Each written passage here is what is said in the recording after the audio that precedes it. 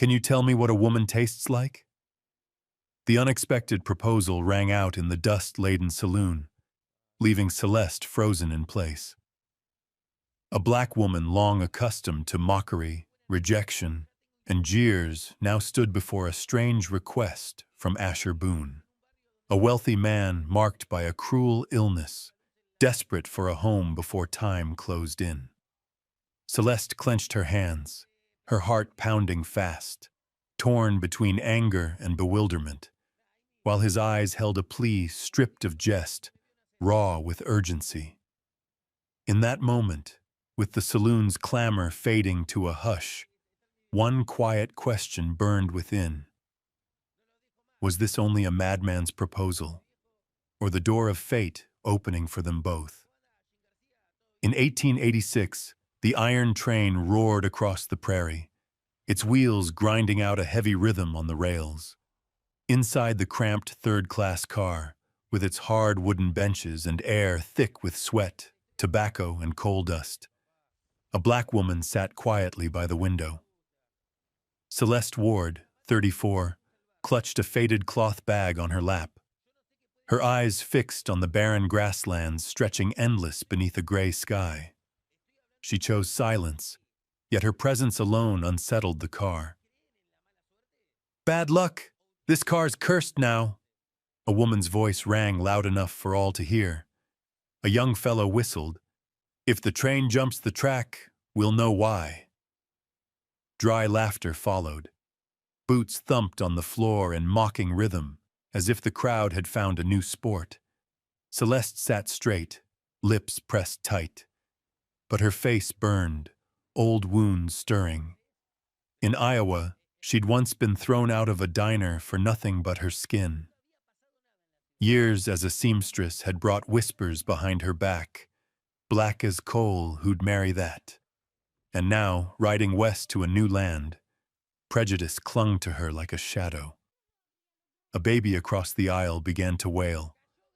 Its mother scooped it close, shielding its eyes from Celeste, whispering, "Hush now, don't look at her." The car erupted in laughter. A heavy man with red cheeks stood square in the aisle, hands on his hips. "This kind don't belong on a train. Nothing but trouble for decent folks." His voice carried, drawing nods and muttered agreement. Celeste gripped the strap of her bag until her knuckles whitened. She longed to speak, but swallowed the words. A lifetime had taught her that protest only fueled their joy. Silence was the last defense she still possessed, yet silence brought no peace. Another man, thin with a wiry mustache, sneered, "Don't be surprised if a storm breaks tonight. Omens ridin' with us." Laughter rippled once more, and every gaze cut toward her. Celeste turned back to the window. The world outside blurred past. Wild grass, tumbleweeds rolling across cracked earth, a black plume of smoke rising from the engine. Harsh and unyielding, but at least it did not mock her. She sat with her spine unbent, holding her calm. Her heart hammered, but no one would see her shake. Too many times the world had made her its jest. She would not grant them another. The train rattled westward, rocking on the tracks. In that rough wooden car, with whispers sharp as knives, Celeste Ward sat like a stone in a storm, weathered, beaten, but unbroken. The jeers still rattled through the car when suddenly a low, rough voice cut clean across them. "Only cowards take pleasure in shaming others." The car froze. The words were not loud, but sharp enough to slice through the noise. The speaker was a tall, lean man seated near the back. Slowly he rose, his posture bent as though he carried some unseen weight. Smoke-gray hair threaded with white framed a gaunt face, yet his eyes burned bright, commanding the room. It was Asher Boone, master of a vast ranch in Colorado. To most, the name meant land, cattle, money, and power. Few knew that behind that wealth lay a frail body, sickness dogging him since childhood. He was known as hard in business, cold in manner, respected but not understood. In that moment, even the heavy man who had hurled insults fell quiet. Asher's gaze swept the car, slow and stern. When his eyes found Celeste, there was something different there. Not curiosity, not pity. It was the look of a man who had seen, who had known, or who carried a memory bound to her kind. Celeste felt it. Her chest tightened. She had never laid eyes on him before, yet his look pressed upon her as though he had known of her long before this day. Silence dropped thick as canvas. The hecklers lowered their eyes, trying to vanish into their seats. The red-cheeked brute sniffed, but said nothing more. Asher braced a hand against the bench, his frame trembling faintly. Those watching saw the strain etched in him, and yet it made his words heavier still. This train's close, the journey long. Each of us has reason enough to ride it. But if you need amusement, find another way. To mock a woman for the color of her skin, that is cowardice. His voice was gravel, sometimes faltering, yet every word landed. One young man tried to chuckle it off, but Asher's eyes turned on him, and the laugh died. The Boone name alone was weight enough to snuff out their petty sport. Celeste gripped her bag, stunned. She had not expected anyone to stand for her, much less a man who carried such authority. For a brief breath, she did not feel alone. Asher looked her way once more, and in that glance was not only defense. There was something deeper, recognition, or some unspoken tie. She turned her face to the window, though her pulse raced. A question stirred. Why did his eyes see her so? The car settled into uneasy quiet. A cough here, a creak of wood there. People shifting in their seats to bury their shame. The laughter was gone, leaving an emptiness heavy and raw. Asher sank back down, each motion slow, weary, as if it cost him. His hand rested on his knee, his breath unsteady, yet in the corner of his eye a strange light still lingered when it brushed against Celeste. Her shoulders eased. The crowd that moments ago had made her their jest no longer dared, yet her spirit tangled with new unrest. Who was this man? And why did his gaze make it impossible to remain untouched? The train thundered on, wheels clashing against iron, but inside, no one laughed again. The silence thickened, heavy as smoke. Men and women avoided one another's eyes, reminded by Asher's words of something they could not deny. And Celeste, though she did not know why, knew one truth. That man had altered the course of her journey. Dodge City in 1886 stood halfway between town and frontier. Its main street lay under a veil of dust, wagons crowding by day, saloon lamps burning red by night, their glow spilling over the staggering men beneath. The air was thick with leather, whiskey, gunpowder, and the sweat of men and horses. A place that could swallow a stranger in days, or, for the stubborn, grant a chance at rebirth. Celeste Ward arrived with only a few coins and her faded cloth bag. Every step down that street drew eyes, scornful, indifferent, curious, as if she were some foreign thing. She was used to it. What mattered most was finding work. After 2 days of asking, she landed a place at Hendrick's Diner, a narrow room of weathered boards at the end of the street. Its crooked sign swung in the wind, yet inside it was always packed. Cowboys, miners, traders, travelers passing through. The owner, Widow Hendrick, a sharp-eyed woman past 50 with a toothpick forever at her lip, looked Celeste up and down and said flatly, "Works hard, pays poor. $1 a day. You feed yourself. If you can stomach that, get started." Celeste nodded at once. It was the only rope she had to hold. Her first day, she tied on an apron, balanced a wooden tray, and stepped into the rush. Clatter of dishes, shouted orders, the roar of men's voices. The air stung with burnt coffee and grease. She cleared tables, filled cups, wiped chairs. Men called after her as she passed, "Sweeten my coffee with your sugar, girl," or "Careful, might catch bad luck eating from her hand." The laughter was coarse and loud. Celeste kept her head low, silent. Their sport soured with her calm, but the shame cut deep all the same. Her co-workers offered no comfort. Ruth, a white waitress, sneered, "Give it a few days, you'll quit. Dodge don't treat your kind gentle." Celeste only smiled thinly, saying nothing. Survival meant silence. By the third night, her legs ached, her hands blistered from heavy trays. In her rented room behind the diner, she blew out the lamp and whispered to herself, "Just last the week." On the fourth morning, the air turned crisp and the diner filled again. Celeste bent over a table, wiping it clean, when she froze. In the far corner, apart from the crowd, a tall, lean man sat over a cup of coffee. Asher Boone. He sat straight, shoulders bent with weariness, his hand trembling as he lifted the cup.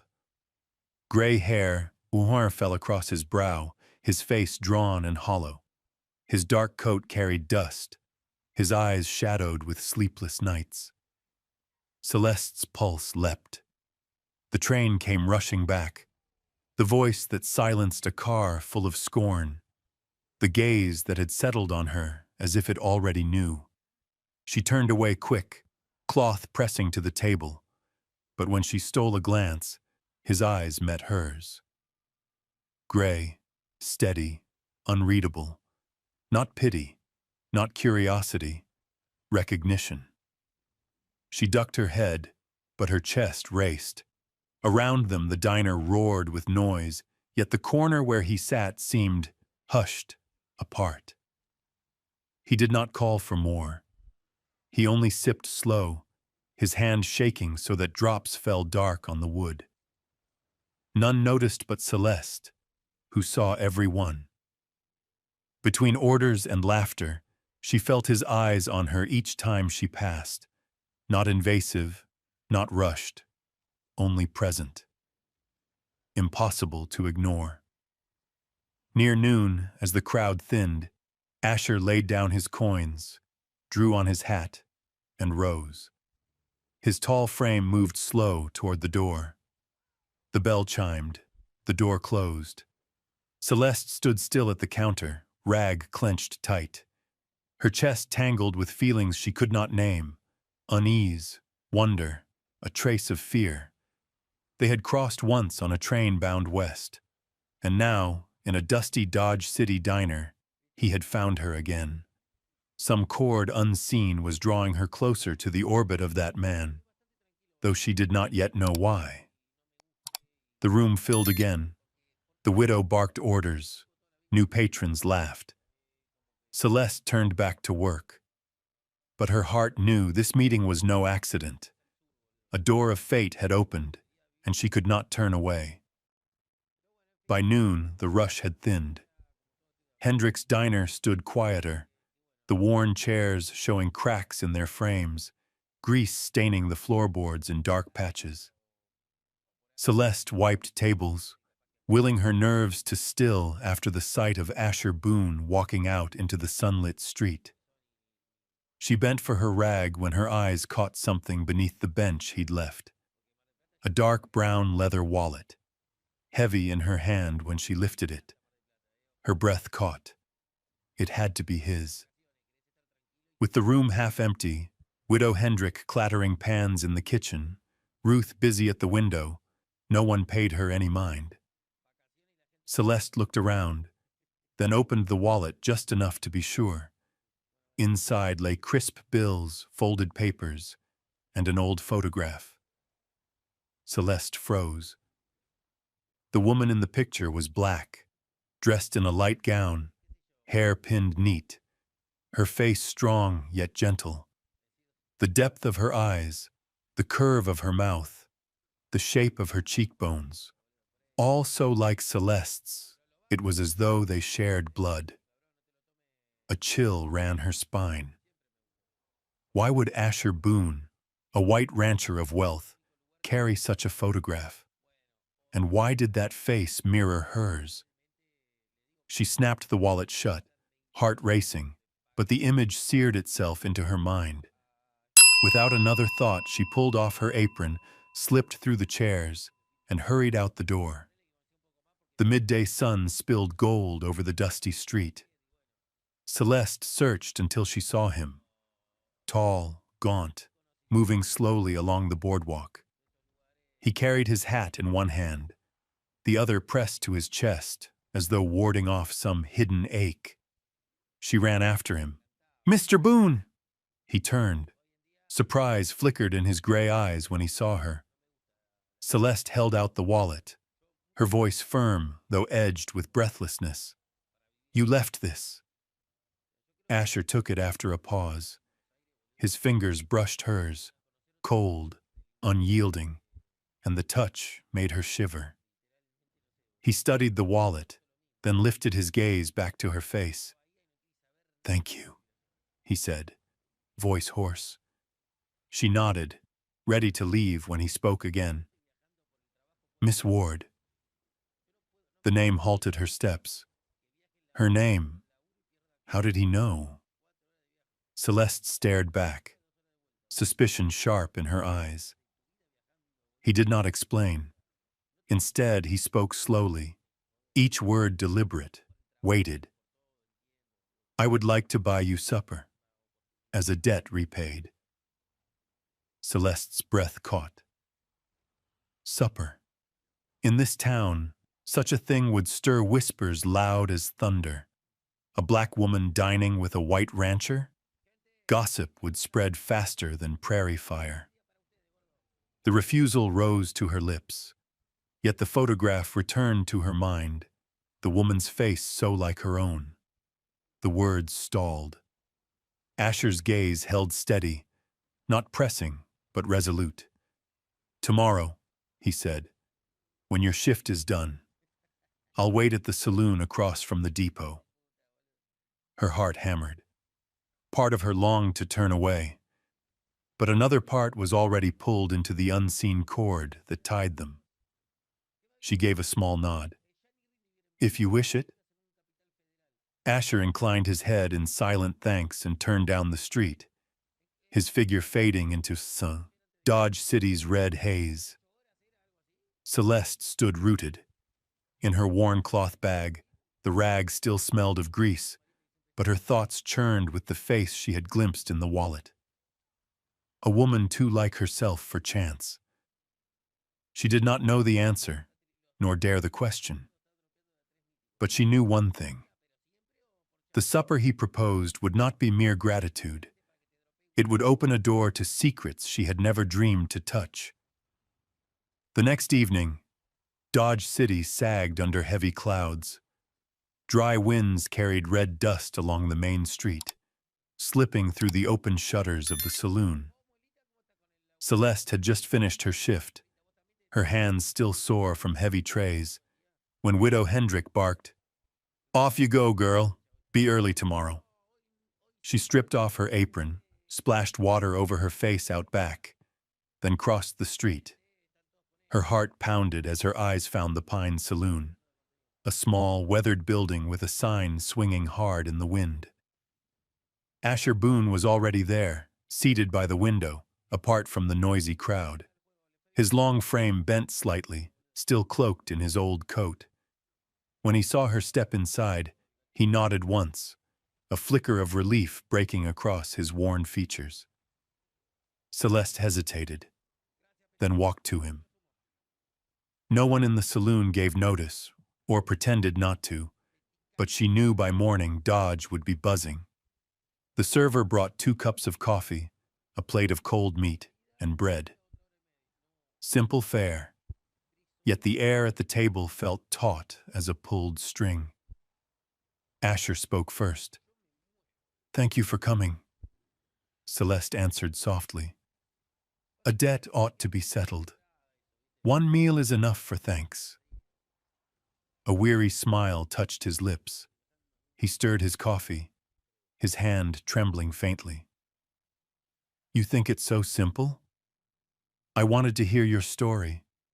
When you returned my wallet yesterday, I knew I'd never owed anyone the way I owe you." Her breath caught. She stared into her cup, then spoke, voice low. "I was born back east, to poor parents working the fields. Disease took them when I was 16. Since then, I've worked where I could, sewing, washing, housekeeping, anything to keep alive. But no matter the work, this skin made me a jest." She paused, swallowing hard.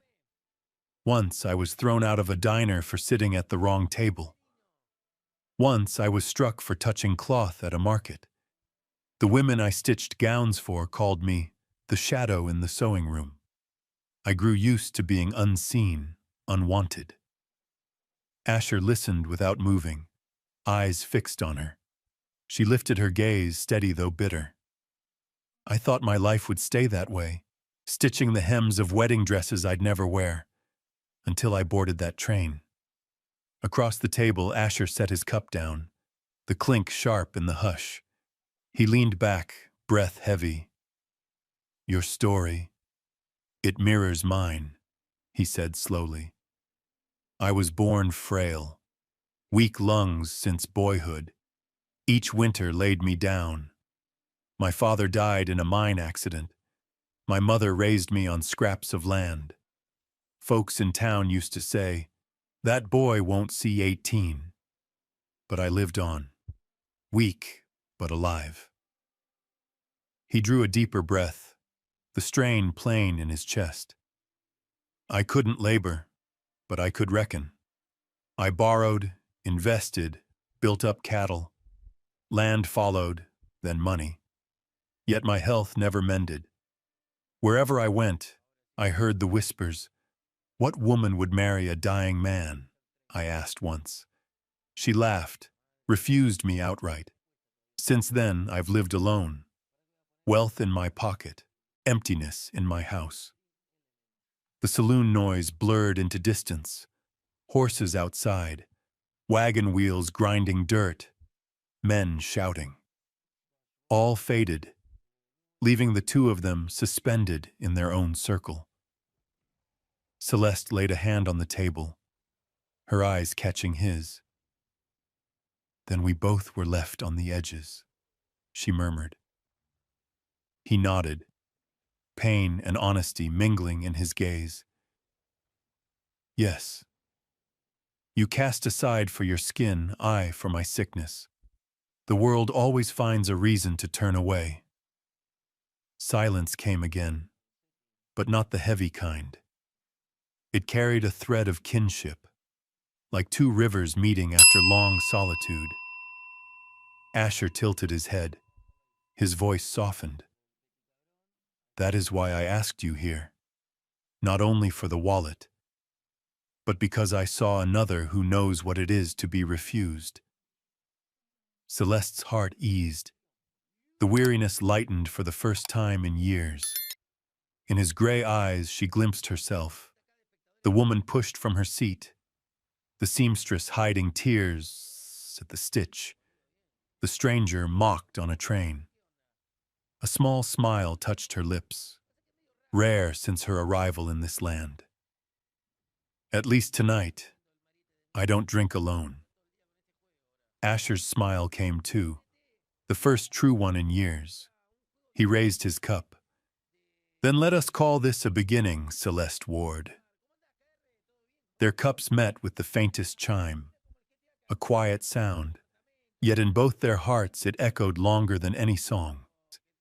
The Pine Saloon had gone hushed after their confessions. Outside, dry wind shoved red dust against the window panes, the sinking sun cutting long, slanted beams across the room. On the table, the coffee had cooled. Bread lay half-eaten. In that quiet, Asher Boone sat with his hands clasped, as if weighing a burden too heavy to hold much longer. Celeste felt the air change, his gaze fixed on her, steady, unblinking. Silence stretched until her fingers clenched tight in her lap. Then his voice came, low, rough, but clear. Celeste Ward, can you tell me what a woman tastes like? If you agree, then marry me. The words fell like a blade. Celeste froze. Her ears rang, heat surged up her face. She had endured insults, cheap flirtations, but never a proposal so stark, so strange, so raw. What? What did you say? She whispered. Asher did not waver. I said, marry me. I have no time for courtship, no strength for games. I know this much. When you stood unshaken on that train, and yesterday when you placed my wallet in my hand, I saw in you what I have never seen in another, straightness of spirit. I want that straightness in my house. Her chest thudded. Anger mixed with confusion, with something else she dared not name. Part of her wanted to rise and leave. But looking at him, drawn, pale, eyes deep as winter canyons, she saw no jest, no insult. It was a plea, a desperate plea. She drew a sharp breath. You know nothing of me, and I know nothing of you beyond the whispers of your name. Asher nodded slowly.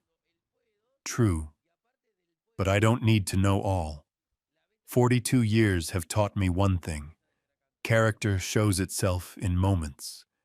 A year of courtship may reveal less than a word spoken at the right time, and you have shown me enough. His voice wavered. I have lived half a life in an empty house.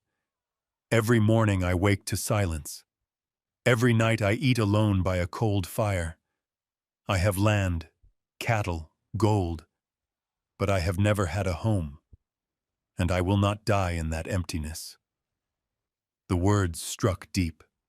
Celeste sat still, her heart hammering. The photograph from his wallet flashed in her mind. The black woman whose face mirrored hers. A mystery unspoken, yet it made this moment heavier, more certain than chance. She bowed her head, her hands trembling. Memories surfaced unbidden. Her mother's folk remedies, songs hummed by a poor hearth, evenings helping her grandmother boil leaves for neighbors' fevers. Knowledge she had once thought useless. Yet now, looking at this man, fragile lungs, labored breath, she felt perhaps her hands could mend more than seams. You think I'd agree just because you're wealthy? She asked, her voice cool. He met her eyes, unflinching. No. I only ask because Providence set us on the same train, the same street, the same hour. If you refuse, I will not fault you. But if you accept, I will count it as the last miracle of my life. Her vision blurred. Miracle. A word that had never belonged to her, and yet now, perhaps, it could. Celeste closed her eyes a heartbeat, then opened them, resolute. Yes, I will marry you. Asher stilled. His lips trembled into the faintest smile, and in his gray eyes a gentleness stirred, where none had lived for years. Thank you, he whispered. Thank you, Celeste. They sat in silence. Outside, chairs scraped, servers shouted, rough laughter rang. But in that corner, A covenant had been struck. No rings, no papers, no roses. Only a man laying bare his fear of dying alone, and a woman choosing to step into it, carrying the courage to heal. Celeste reached across, her fingers brushing the back of his hand, cold, sinewed, trembling. "If this is to be a miracle," she murmured, "then let me try to save you before you think of dying." Asher asked nothing more. He only nodded, hope flickering alive. The supper ended in quiet, but a quiet transformed, from doubt to trust, from strangers to kin. When they rose to leave, their shadows fell side by side across the dusty street of Dodge City, thin lines, fragile yet steady. Rumor traveled faster than prairie wind. 3 days after the reckless proposal in the saloon, Dodge City and the ranch country around it buzzed with the tale. Asher Boone, wealthy but ailing land baron, was to wed a black woman no one had known a week ago. Few believed it at first. Once confirmed, the jeers poured like dust down Main Street. Madness. A dying fool taking on dead weight. Dead weight? No, she's a clever digger. Knows his days are numbered. That colored gal's got it easy. Just wait. She'll inherit the spread. The words stuck like burrs, clinging to every corner of town. Celeste heard them all. No one spat them to her face, yet every glance as she walked by carried the same meaning: pity, scorn, suspicion. She bore it in silence, though fire smoldered beneath her calm. Asher was steady. When he caught the whispers, he only coughed and said, "They've always had something to say. Our task is to live, not to argue." The wedding was set in haste. A small wooden chapel on the town's edge, known more for funerals than weddings, hung its first white cloth over the door. Reverend Pike, an old, wiry man, urged them to wait a few months, to do it proper. But Asher shook his head. "I haven't months to spare. We marry today or never." In those 3 short days, what struck Celeste most was Asher himself. Sick as he was, he managed to hire a seamstress to make her a dress. Not grand, no lace, just ivory cloth, fitted at the waist, sleeves long enough to hide her calloused hands. "You've stitched too many gowns for others," he said. "This one must be your own." Celeste pressed the fabric to her chest, throat tight. No one had ever thought of such a wish for her. On the wedding day, the sky opened clear and blue. Light filtered through dull chapel glass, falling in broken beams across the worn floorboards. Outside, a crowd gathered, arms folded, eyes bright with curiosity. Celeste walked in wearing her plain gown. A hiss of whispers rose like bees. White on cloth, but not in soul. What a farce! Mark it, Boone'll be in the grave by winter. Each murmur pricked like a needle, yet she held her head high, every step solid on the old planks. At the altar, Asher stood in a dark suit, shoulders drawn but eyes fixed steady. His face was hollow, but when he saw her, light kindled there, drowning out the scorn. The service was bare. No roses, no music, only the preacher's words echoing against timber walls. Celeste spoke her vow with a steady voice, though her throat burned. Asher, hoarse, vowed to shelter and love. When Reverend Pike declared them husband and wife, no applause came.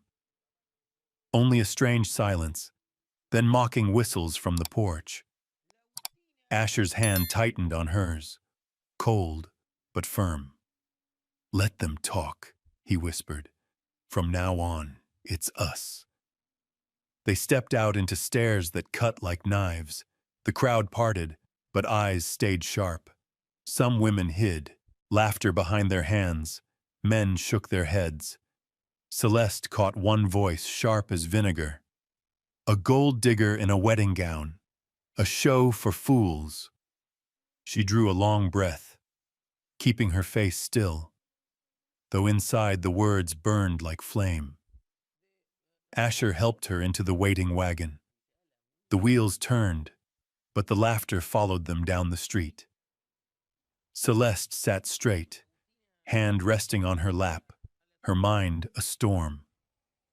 This marriage began not with blessing, but with the gallows of gossip. Yet when she turned to Asher, frail, weary, but his gaze unbroken, her heart steadied. She told herself, if the price of this marriage is the scorn of the town, I will pay it. For at last I am not alone. Asher's house sat on a rise of land, half a day's ride from Dodge City. A stout two-story cabin of timber, plain but firm. It stood among fields, stables, and a small garden where weeds grew as thick as grass. On her first day there, Celeste looked around quietly.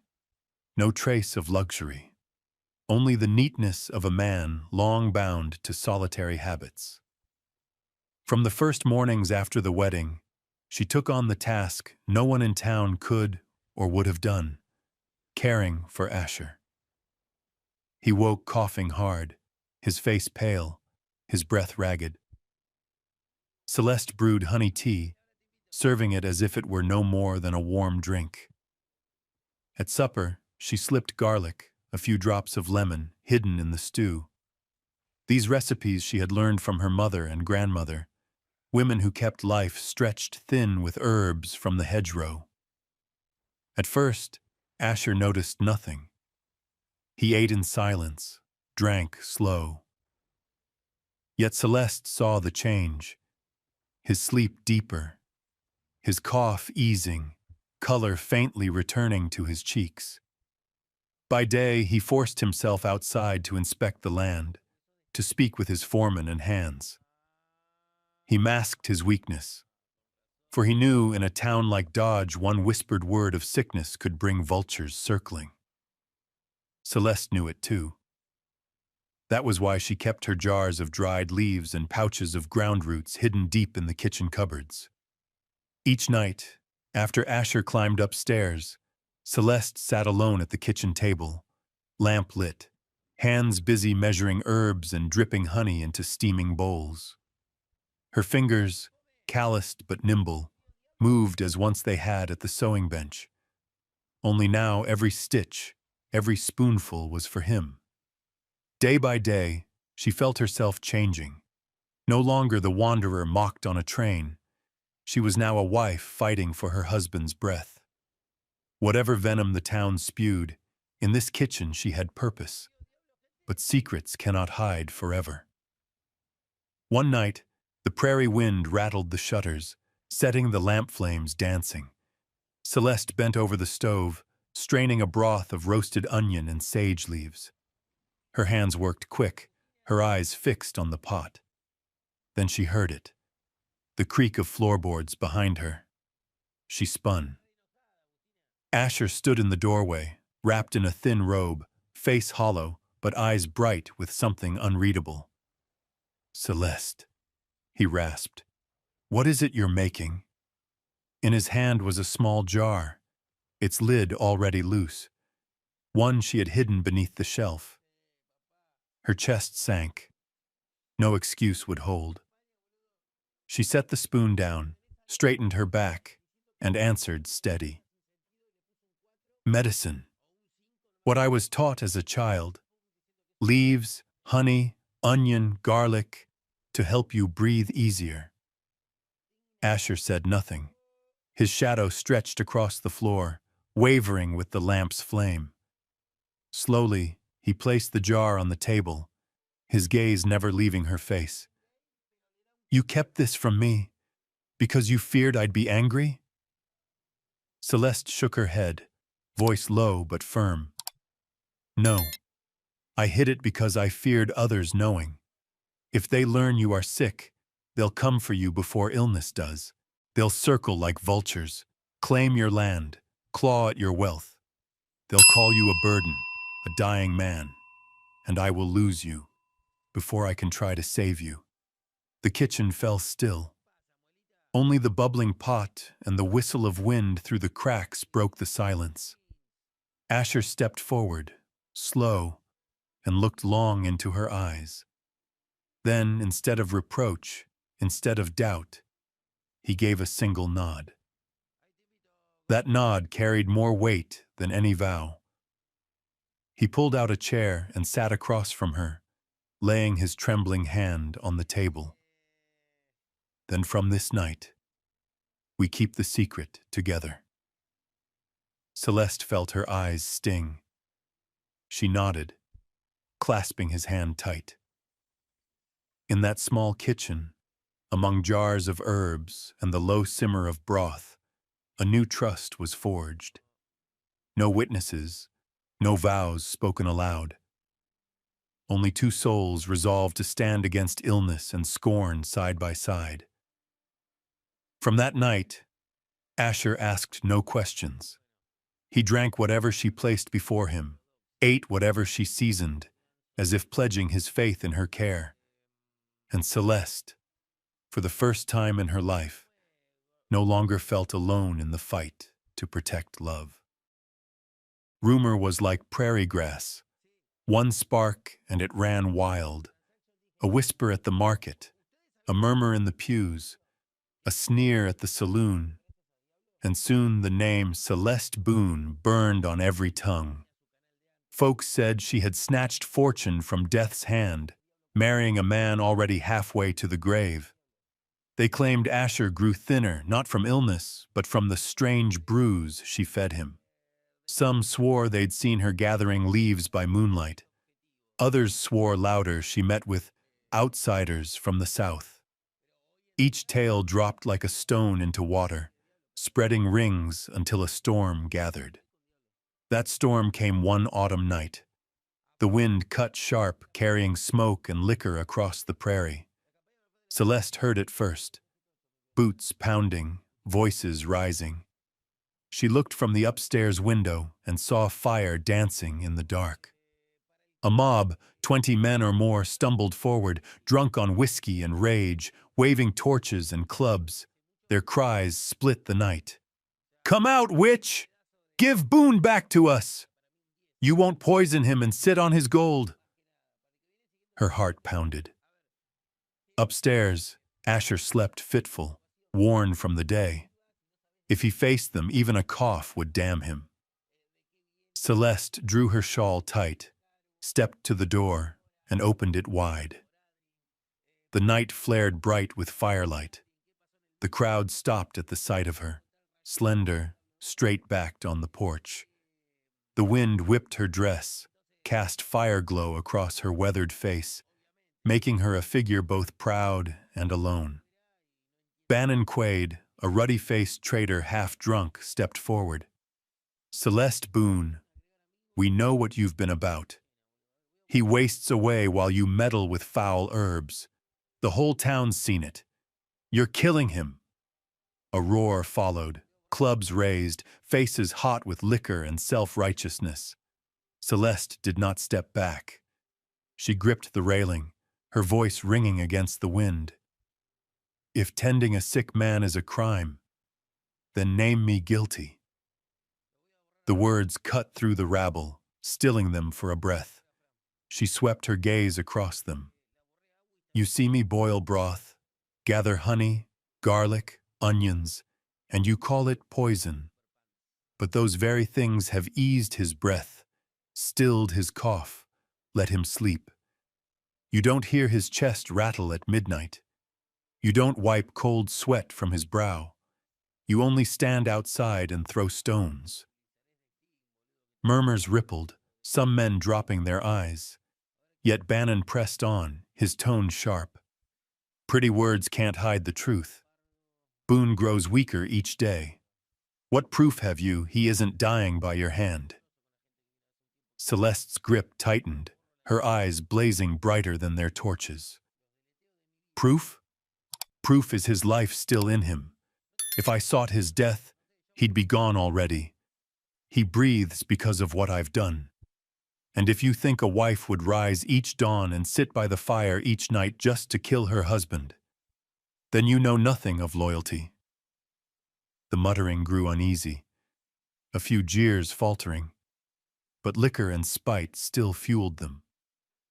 Another voice shouted, "We don't need your sermons. We need to know Boone ain't being murdered in his own house." The air pulled taut as a drawn bow. Flames shook in the wind. Anger burned in their eyes. Celeste stood still, chest heaving. She knew one rash move and they would surge. In that press of danger, she lifted her chin higher, her voice steady as steel. "If I were the witch you call me, I'd curse your tongues silent now. But I am only a wife, and I will keep doing a wife's duty, whether it saves him or whether death takes him.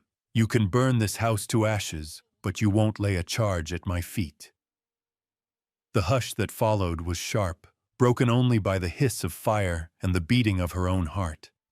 The mob shifted, uneasy. Some lowered their torches, shame creeping in with the wind. Then the floorboards above creaked. Celeste turned, and there stood Asher. Gaunt, pale, but upright in the doorway, one hand braced on the frame, eyes lit with a fierce glow. He spoke no word. His presence alone struck like a hammer. The crowd faltered, stepping back, as if the prey they thought half dead had risen to meet them. Celeste's chest clenched.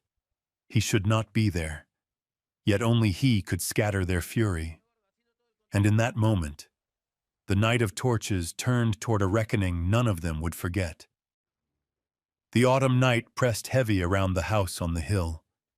Prairie wind slipped through the timber cracks, carrying with it the chants and stomps of a drunken mob. Torchlight flared and flickered, shadows stretching wild and hostile all across the cabin walls. Celeste stood firm on the porch, but she knew she was little more than cloth against a storm. Fear and resolve warred inside her. Fear, for she knew a drunk mob could do anything. Resolve, because if she yielded an inch, they would call it proof of guilt. Her words still hung in the air. "If tending a sick man is a crime, then name me guilty."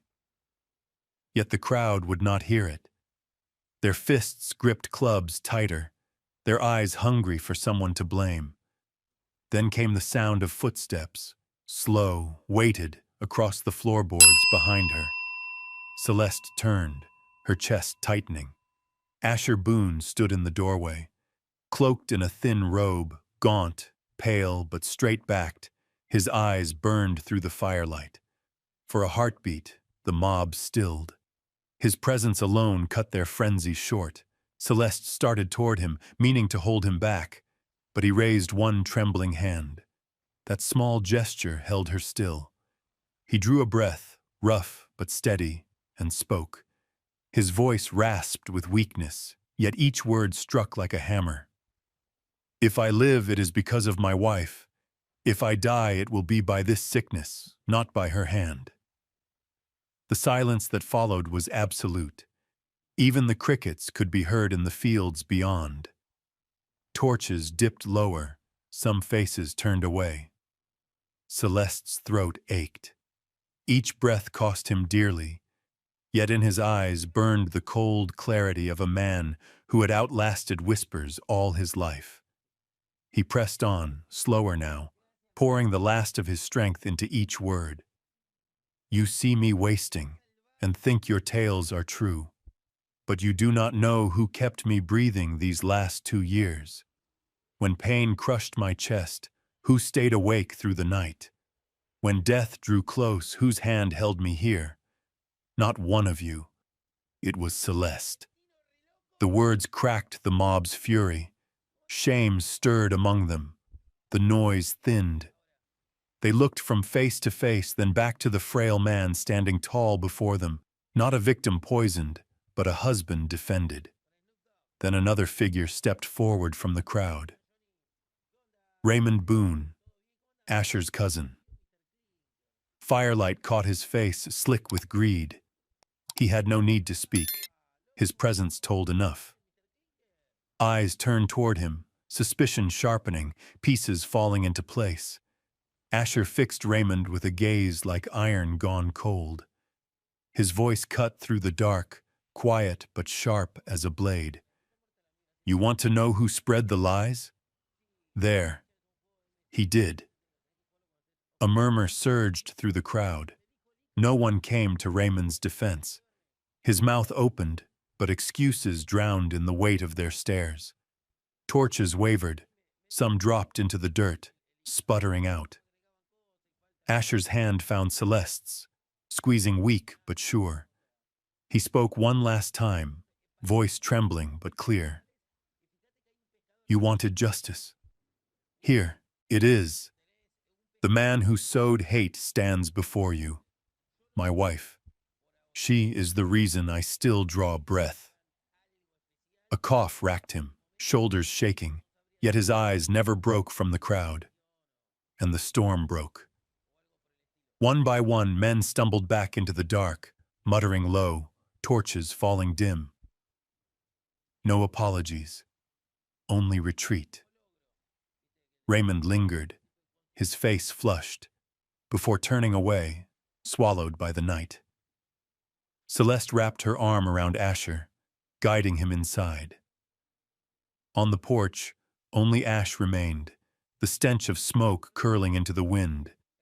His weight pressed heavy against her shoulder, yet his hand still gripped hers, bound tight. The night of torches ended without blade or blood. Justice had not been shouted by the mob, but spoken by a sick man who chose to stand, and by a wife willing to bear every slur to guard her home. The darkness swallowed the last embers, but Celeste knew they had passed through fire and come out whole. No crowd could burn away the trust forged that night. That winter on the prairie bit as hard as any before, but inside the house on the hill, the air was changed. Since the night of torches, rumor had not vanished, yet it had dimmed, like embers without wind to stir them. Men still whispered in the saloon, women still clucked their tongues in the market, but none dared raise their voices in open challenge. They had seen Asher Boone stand tall, had heard him speak in defense of his wife, and those who had spread the cruelest lies had fallen into a new silence. Asher himself seemed lighter, as if a weight had been cut from his chest. At first it showed in small ways, the longer steps he took crossing the porch, the way he lingered in a chair without leaning on his cane. Then came the morning when the first spring light touched the valley, and Celeste looked out the window to find him leading their old horse from the barn. He caught her watching and smiled with a trace of mischief she had never seen. "Let's see if I still remember how to sit a saddle," he said. Celeste's lips pressed tight, half ready to protest, yet she stayed where she was, and he mounted. Slow, stiff, but steady. The horse walked the slope, and his figure, thin but stronger than before, rose against the pale sky. Celeste's throat closed, tears stung her eyes. From then on, he took the saddle daily, circling the land, speaking with the old miners, sitting to share words with them. They watched him return to health and whispered among themselves, "There must be a hand keeping him tied to this life." Slowly, rumor bent in another direction. Malice gave way to murmurs of the steadfast Mrs. Boone. Celeste cared little for what they said. She saw only his deeper sleep, his quieted cough, the warm flush of skin returning. That was enough. Then summer brought a change she had not expected. Celeste was with child. She knew it first in the dizziness of mornings, then in the weight of her steps, and at last in the faint beat of life inside her. When she told him, Asher was silent for a long moment, eyes clouded like mist. Then he gripped her hand and said, "God has given us another life, Celeste." The months that followed carried both fear and joy. Fear, for her body was weary from years of labor, and she was past 30. Joy, for this child would silence every mocking tongue. No scheme, no inheritance, but a living proof of love and loyalty. When the next spring returned, and the meadows of Silverbrook turned green, Celeste bore a son. The labor was long, the pain near breaking, but at last a cry rang out in the wooden room. Celeste, hair damp and face drawn, gathered him to her chest, and all pain melted away. Asher sat beside the bed, his hand trembling as he touched the boy's pink cheek. His eyes shone, his voice broke. "Strong and healthy. He'll need strength to finish what I cannot." He named him Elias, after the father he had lost, a name meant as both a tether to the past and a vow to the future. Word of the child spread quick through town. Those who once scoffed fell quiet. No one dared call Celeste a gold digger now, for she had given birth to a true heir. No one whispered of curses when the child thrived, red-cheeked, growing by the day in his parents' arms. One morning, as Celeste carried Elias onto the porch, a few women passed by. Their eyes darted toward her, curiosity, envy, even regret, but none dared laugh. One of them offered a small nod. Celeste returned only a quiet smile. The days settled into rhythm. The house on the hill became a home. Celeste tended the child, while Asher taught her the workings of the ranch. His strength returned, his skin brightened, his hands grew firm once more. Each evening he carried Elias into the field, showing him the mane of a horse, the way to sit in a saddle, the change in wind that marked a season's turn. Celeste watched them from the doorway, her heart swelling as if she were witness to a miracle. The man once said to be near death now stood tall in the sun, cradling their son. It was not only his body that had risen, but his whole life. Silverbrook remained noisy, but in time it yielded. At church, whispers died when Celeste entered. On the street, no mocking laughter, only sidelong looks that betrayed both wonder and grudging respect. They did not speak it, but Celeste knew. They had learned the truth lay not in gossip, but in the daily proof of a marriage made real. One night, after Elias was laid in his cradle, Celeste turned to see Asher sitting by the window. Moonlight touched his face, softened by years of struggle yet lined with survival. She came to him. He took her hand and pressed it gently. "You have given me more than I ever dreamed. A home, a son, a reason to keep living." Celeste did not answer. She leaned her head to his shoulder. Outside, the prairie stretched endless, the wind carrying the scent of grass and soil. Inside, in the wooden house on the hill, the steady breath of their child mingled with the quiet beat of two hearts, once cast out, now at peace. Years slipped across the prairie, steady as the seasons of harvest. The timber house on the hill, once a target of gossip and scorn, became instead a place folks sought out. Some came for advice, some for comfort, some only to witness with their own eyes a life that had risen above every curse spoken against it. Asher Boone, once called a dying man, lived 15 more years beyond the night of torches. Illness never fully loosed its grip, yet his strength returned enough that he rode the range with reins steady in his hands. Townsfolk grew used to the sight of him on the porch bench, Elias beside him, both gazing at the gray-blue ridges beyond the valley. Celeste grew into her middle years with the same calm bearing she had always carried. Her black hair silvered, her hands grew calloused from raising children and working soil, yet the fire in her eyes never dimmed. People of Silverbrook, who once had mocked her, now often found themselves bowing their heads when she passed down Main Street. The past still flickered at times, a woman muttering in the market about her skin, a drunk reviving an old joke. But such words fell flat beneath the stronger whisper. If not for her, Boone would have been gone long ago. That truth had become a shield none could pierce. Elias grew tall, broad-shouldered, with his mother's smile and his father's gray eyes. Asher taught him the old lessons. Sweat weighs more than silver, a promise more than gold. Celeste taught him patience, kindness, and how to see worth in a person beyond their skin.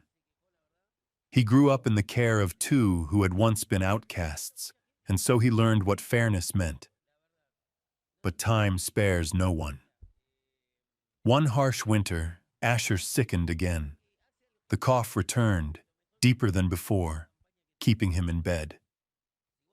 Celeste tended him as she had in the early days, laying cool cloths on his brow, brewing her remedies.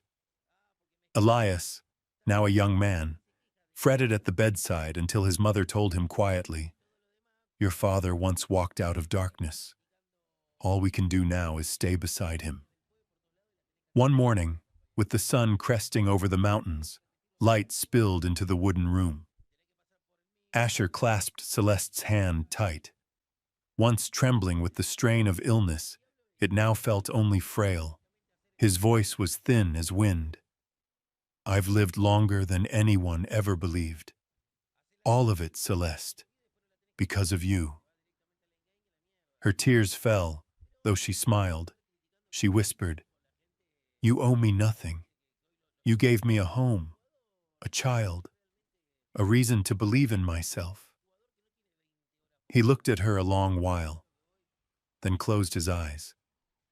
His breath faded like evening wind. Asher Boone passed in the arms of the woman who had changed his life. No weeping crowd, no loud grief, only a gentle passing, as if a door had closed. The day of his burial, all Silverbrook climbed the hill. Faces that had once mocked, men who had once held torches. Now they stood in silence. On his headstone, Celeste had carved, "Asher Boone, lived by the land, saved by love." The miners bowed low before those words. They knew it was more than an epitaph. It was a testament to a life. Celeste wore black, her hand clasping Elias's.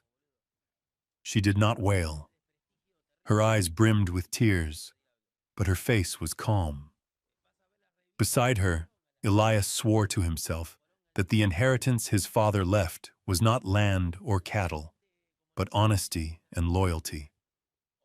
Years passed. Elias built a thriving ranch.